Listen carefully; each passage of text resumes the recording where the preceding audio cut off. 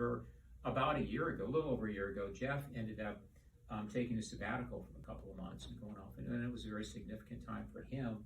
And when he got back, I'm not suggesting this was the first thing that he did when he got back, because I'm sure he, kissed his wife hello and whatever, but he called me up, he's like, that book we've been talking about writing? I said, yeah. He goes, well, we actually have to write it.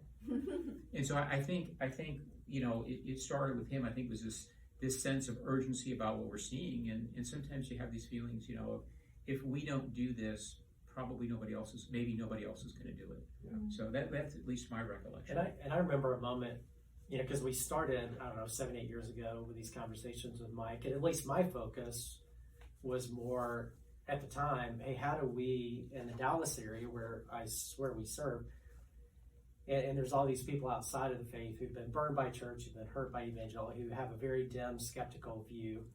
How do we change the perception of Christianity in our area? And I remember in one of those conversations, Dwight said, well, why are we just thinking about Dallas?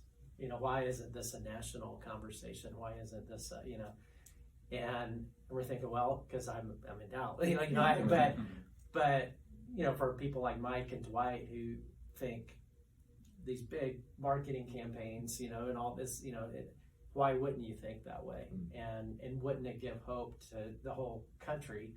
And this is a nationwide problem, and so that certainly helped steer me at least that direction. And then we started thinking about some of these things, and I was dragging my feet, as I mentioned, on writing the book. So yeah, I was on sabbatical, where I sensed God sort of kicked me in the rear to say, hey, this needs to happen. And of course, it was a delight to do it, not just me as a pastor, that's one voice, but to be able to have Mike, marketing expert and a Christian, and Dwight, a branding expert and a nun, N-O-N-E. It's just been a fascinating process. Yeah.